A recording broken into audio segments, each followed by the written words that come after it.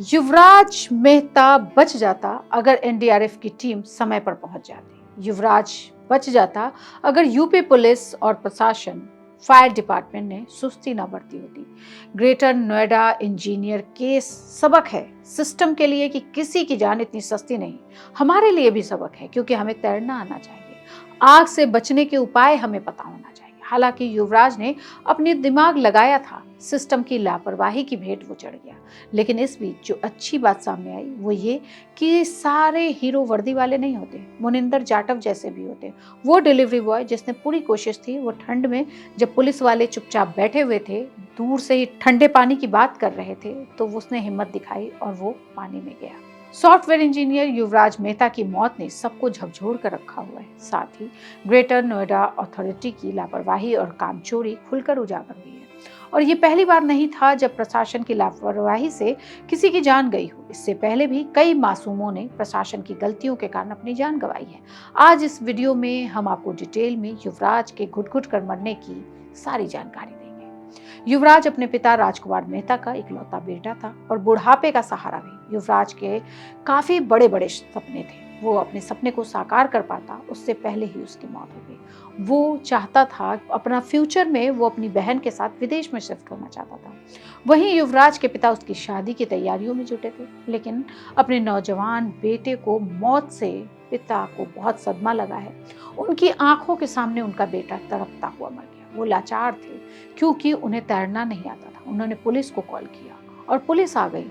वो ये मान बैठे कि अब उनका बच्चा बच जाएगा, लेकिन विडंबना देखिए, जिस पर उन्होंने विश्वास किया वही निठल्ले निकले। कोई ठंड से डरता रहा तो कोई उस 40 फीट गड्ढे में लगे पिलर और सरिया से। 90 मिनट तक युवराज इस उम्मीद में रहा कि शायद वो बच जाएगा, लेकिन कार में जैसे जैसे पानी भरता जा रहा था, उसकी उम्मीद और उसके पिता दोनों की उम्मीदें खत्म हो रही थी। युवराज के पिता जब भी उस हादसे को याद करते हैं, उनकी आंखें भर जाती हैं। वहीं युवराज के एक दोस्त पंकज कुमार ने भी कई बातें उसकी बताई। उन्होंने बताया कि युवराज काफी होनहार था, दोनों काफी अच्छी दोस्ती थी। करीब 2 साल पहले बीमारी के चलते युवराज की माँ भी चली गईं। पिता बेटा अकेले रहते थे। युवराज के पिता अपने बेटे की जल्दी से जल्दी शादी करवाना चाहते थे, लेकिन युवराज का प्लान था कि वो अपने पिता के साथ विदेश में शिफ्ट हो जाए। दोस्त ने यह भी बताया कि युवराज होनहार होने के साथ साथ काफी रिस्पॉन्सिबल था। अपने पिता के अकेले होने की वजह से वह दोस्तों के साथ बाहर घूमने फिरने भी नहीं चाहता। पिता और पुत्र अक्सर खाना साथ ही खाते थे। उस दिन भी ऐसा हुआ।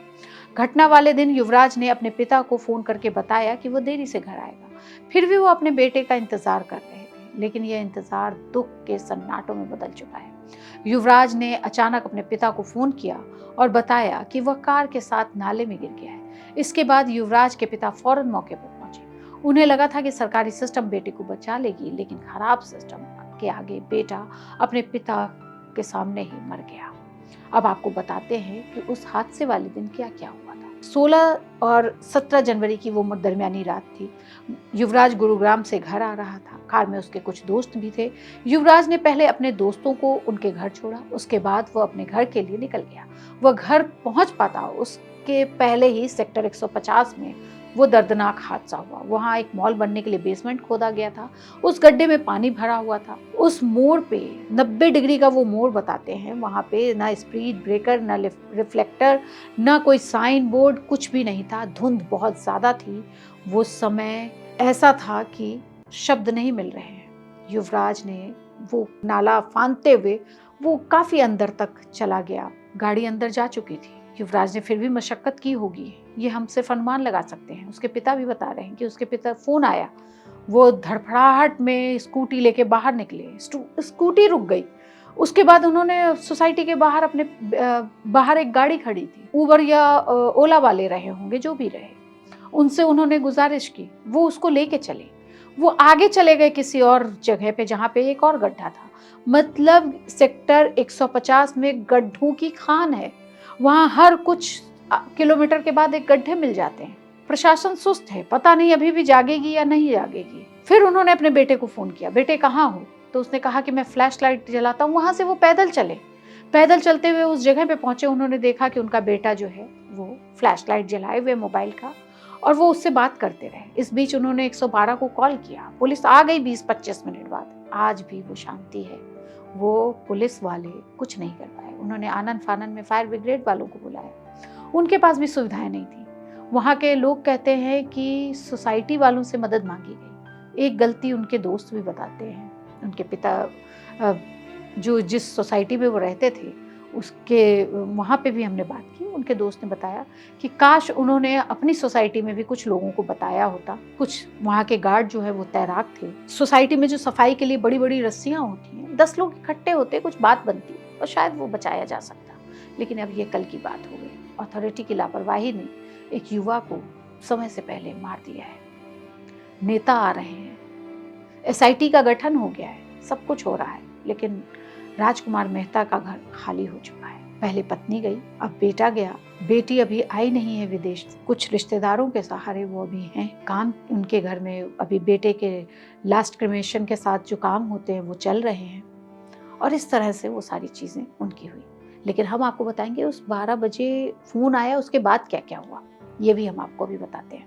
वो चिल्ला रहा था, पापा मुझे बचा लो, मैं मरना नहीं चाहता। युवराज के पिता भी अपने बेटे को बचाने की सारी कोशिशें कर रहे थे। उन्होंने एसडीआरएफ को फोन किया, पर किसी के भी पास बचाव का साधन नहीं था। प्रशासन की नाकामी ऐसी कि हादसा रात में हुआ और बचाव कार्य सुबह तक शुरू हुआ, जिसके बाद 8 बजे से करीब उस पानी से युवराज का शव निकाले गए। इस हादसे में युवराज के पिता बिखरे हुए हैं। अब आपको बताते हैं कब क्या हुआ। 12 बजे गाड़ी अनियंत्रित होकर युवराज पानी में गिरते हैं। 12:20 तक युवराज के फोन से अपने पिता को हादसे की सूचना देते हैं। 12:20 पे पिता ने तुरंत 112 पे डायल किया और दर्ज कराई अपनी शिकायत। पुलिस आती है 12:25 पर।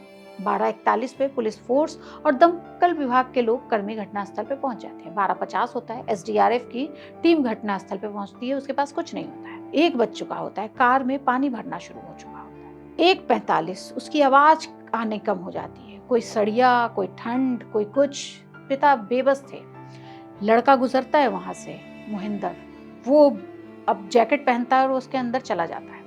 वो 40 मिनट तक अंदर ढूंढता है, लेकिन कोई आवाज नहीं थी। उसकी बातें मैं आपको सुनाऊंगी, उसने क्या कहा। सवाल ये है, क्या इस मौत की व्यवस्था यूं ही सोई रहेगी या कोई जवाबदेही तय होगी? और ये पहली बार नहीं है जब अथॉरिटी की लापरवाही ने किसी की जान ली हो। इस हादसे से केवल 15 दिन पहले इसी जगह पर एक ट्रक हादसा भी हुआ था, और करीब 10 महीने पहले एक स्टेशन मास्टर की मौत हुई थी। 15 दिन पहले जो ट्रक ड्राइवर उसी रास्ते से बेफिक्र होकर जा रहा था, उसे लगा था कि आगे का रास्ता सब सही है, यू टर्न के पास सुरक्षा के कोई निशान न होने की वजह से वो उसी गड्ढे में चला गया था। किस्मत अच्छी थी, एक डिलीवरी बॉय, वही मोहिंदर, उसने ही उसकी जान बचाई थी। लेकिन 10 दिन पहले स्टेशन मास्टर भरत भाटी की जान गई, कोई नहीं बचा पाया। दिल्ली के मंडावली के रहने वाले Bharat Bhati railway station master थे और 1 मार्च 2024 को दोपहर में ग्रेटर नोएडा से रामपुर में एक शादी समारोह में शामिल होने जा रहे थे। रास्ते में जब वह स्टेशन पर P4 के पास पहुंचे तो यू टर्न था और ठीक उसी जगह उनकी मौत हुई। बैरिकेटिंग, रिफ्लेक्टर, डायरेक्शन बोर्ड कुछ भी नहीं लगा था। जैसे भाटी जी की कार सीधे नाले में जा गिरती है। वह कार के साथ गए, कुछ पुलिस पहुंची। जब तक उन्हें निकाला गया तब तक उनकी भी जान जा चुकी थी।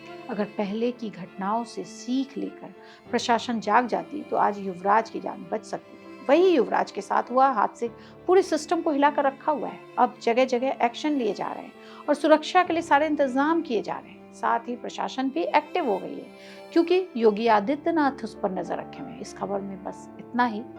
आगे के लिए देखते रहिए India.com।